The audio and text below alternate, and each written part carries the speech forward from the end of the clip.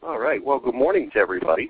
I want to thank you for attending this morning. We have a good-sized group of people here, and I also want to thank you for the opportunity to address you. My name is Paul Morris, and I've been in the auto industry for about 27 years and done virtually every job in a dealership at one point or another. And I've trained all over the country and in 3 or 4 other countries. So I've been kicked out of every respectable place on earth, so I feel kind of qualified to share information with you today. The topic of today's meetings is about taking inventory. And in our business, we take inventories very consistently on parts. And, you know, it's pretty obvious why we do that, because it's a large cash asset for a dealership. And for a dealer, that is, you know, that's not floor planned or financed in any way. That is cash money that he has invested. So he needs to know periodically what the value of that cash is. And as you know, sometimes, you know, a part, maybe a special order part, becomes obsolete. So the part that I paid $110 out of my pocket for today, 10 months later, it might be worth $60. And heck, I'd be lucky to get $35 out of it. So that's the time they usually get a little uptight. Well, they take that inventory so they know where they stand, and that makes good sense, good business practice. Some have mechanisms in place where they take an inventory each and every month, and then one major one, so that they're that much closer to accurate information. We take an inventory of our supplies, so we know when we're about to run out, and we measure that expense in a couple different ways, including on the monthly financial statement. So we know what we're spending, and if something seems a little high, we can go in and examine where that money is being spent.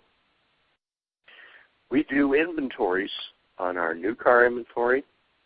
That helps us plan for what we're going to sell, what we sell the most of, what types of equipment and packages we should be ordering more frequently.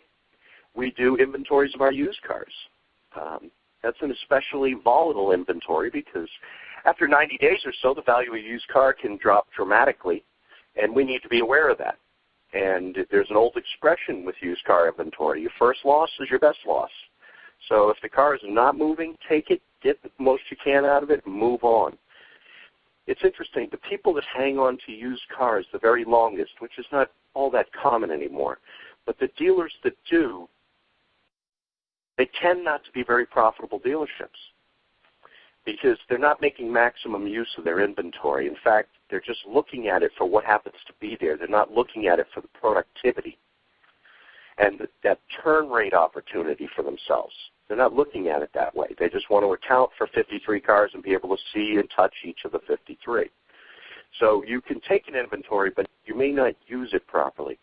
Well, the inventories today that I want to talk about are really 3 inventories that we should be taking.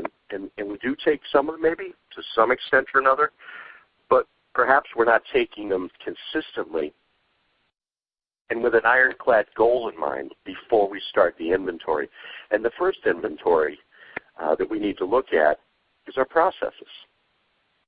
I know many, new car managers, general managers, dealers that want to look at the process of a vehicle delivery when the CSI score says the vehicle delivery process is poor. That's when they want to look at it. So we're all the way to the result, and we're trying to manage backwards. So if you can ask yourself, when was the last time that I did an inventory of what my processes are? And actually, do you have them all written down so you can identify what processes you have in place? I was at a dealership recently, and I asked him that question: what processes do you have in place? He's been a manager there for 22 years, and he really struggled to give me a list of what processes he thought he had in place. And ultimately said something interesting. He goes, I guess we just put one of those Band-Aids on when we need it. Well, that's not a business plan. You can do 3 types of planning. Your management and planning. You can have firefighting management. A lot of us suffer from that in this business. The fire of the moment gets our attention. You can have tactical management planning. That's some foresight ahead. I want to take a look ahead, and I want to see what I can do to correct things that are not going well today and put a process in place to address them and plan for later future growth or future additions of staff, et cetera. And the last one is strategic planning and management. And that's a longer-term view. We struggle in this business getting to strategic planning because to think of a process that's going to serve us if we double the size of our dealership, that may be hard to see today, but the reality is we could. Most of us could. If we don't have a plan to get there, we're not going to get there. If we don't lay out processes that lend themselves to a much larger volume, then all we're doing is waiting for a volume to overwhelm our process, and then we'll deal with it. So the first inventory to take is write down what your processes that you have in place are. Step one is see if you can do it. Step two is when was the last time those were evaluated. Step three would be when was the last time they were trained. And then the next inventory we take is going to lead into step four of that process, which is an inventory of our people. I mean, every person that is a direct or indirect report to you. If you were to put their names down and write down what their job is, what they do well, what they could use some help with, it becomes a very interesting exercise because sometimes we have obvious problems or obvious opportunities that we walk by every day. And on the walk by, we say, well, you know, I could probably generate another $5,000 in the shop and net probably 3 or 4 out of that if I did more retail details. But as we're walking through cleanup, we say, you know, those guys are such a mess. It's amazing we can even get done what we get done, and we just keep going on our way. Well, if the problem is we can't manage people that we're paying $8 an hour to, then that's an inventory that you need to be aware of and take. Because we need to pick up the opportunities we have. You're going to work, you know, in this industry, we'll work an excessive number of hours compared to most other industries. And we want to make sure we maximize our income. So take that first inventory, all my processes. Then take it for your people. I know service managers that when we talk about their numbers and their productivity, they don't talk to me about their technicians. They only talk about the number of technicians, but they talk more solely about the service writers and then maybe vaguely some marketing that we're doing. Well, when I want to look at productivity in my service department, the process that I want to take when I go through my inventory of my people is what technicians aren't working to their full potential, and more importantly, why?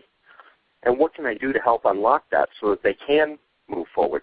I guarantee everybody has people. I said if they're in sales, they're comfortable with 10 units a month. If they have 9 out on the 25th, miraculously they'll end up at 11.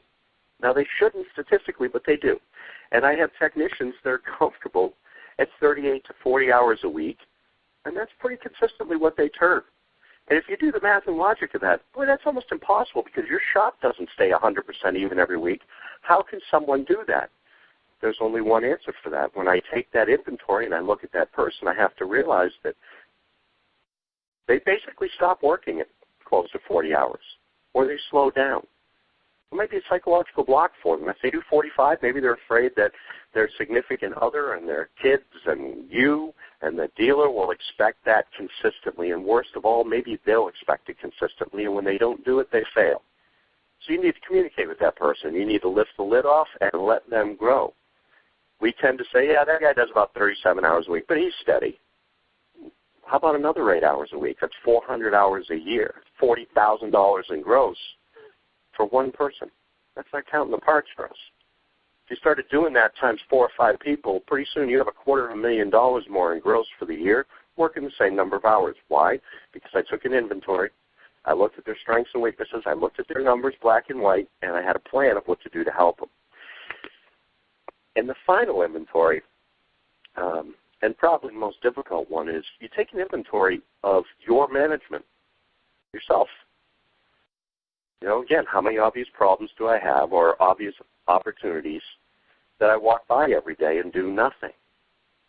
And if you're really honest with yourself, you'd be amazed at some of the things you'll find. Well, the last time I really trained delivering the vehicle back to the customer after it's been fixed, gee, the last time I did that, that was, let's see, 2000, and yeah, anytime you reach a conclusion like that, it's probably time to do it again. And in this industry, we all tell ourselves we're too busy. Well, that's part of an inventory. What are my strengths? What are my weaknesses? If one of my weaknesses is time management, something I need to be aware of and work on. And as you do these inventories and you treat it clinically, parts inventory is a parts inventory. If you get 7 of those, you get 7. You don't maybe have 8. You don't have 4 on a bad day. You have 7. When we take these types of inventories, because it's personal and it's ego, and by the way, in our company we talk about ego stands for edge greatness out. That's what it stands for. We edge greatness out because once we get our ego involved, we stop being really honest about the things that are in front of us. And we make justifications, and we don't mean it, and it's not malicious, but we do it. Well, I'm too busy to train these people. I'm too busy to revisit this. If that's the case, then hire people that can help you do it. Because once you take this inventory and you realize your processes, some may not be up to date, some may not be complete. Maybe they're not trained to all your people, and then you look at your people and you say, this person's been with me 2 years and never had any training other than limited factory training online. Find people that can help you do it if you can't do it. And then the last one, your management, your personal management and leadership, yourself, when you take that inventory and you write down the things that you feel that you're doing very well and the things that you think you need to work on, if some of the things you need to work on are things you've never been trained for, then get yourself some help. Find someone who can help you get there. Find someone who's doing it better than you and ask them how. But those inventories, if taken, I promise you will move your business forward and give you a better peace of mind and quality of life. And one last hint before we open it up, if there are any questions today, is as you take that third inventory for yourself, don't beat yourself up too much and look for some of the things that kill your time. The 20-80 rule applies in most things in life, and you may find that 20% of people or specific tasks are what eat up 80% of your time. It takes away your ability to manage and lead. That's really what your job is. Your job is not to put out every fire. Yeah, they're going to come your way anyway. Your job is to tactically and strategically have plans, processes, and people in place that eliminate those. Your CSI goes up, your customer retention goes up, your employee turnover goes down, your profit goes up. So if you can complete these 3 inventories and do them honestly, I promise you're going to drive your business forward. Mike, if you'd open up, if anyone has any questions, please feel free to ask. The lines are completely open, everyone.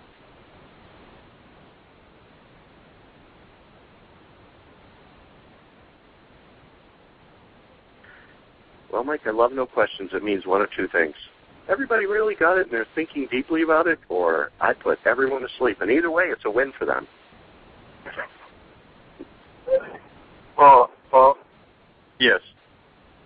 It's Rob. I just wanted to say that was a wonderful call, very challenging and stimulating, and definitely had me individually thinking. My compliment. Excellent call. Well, thank you very much.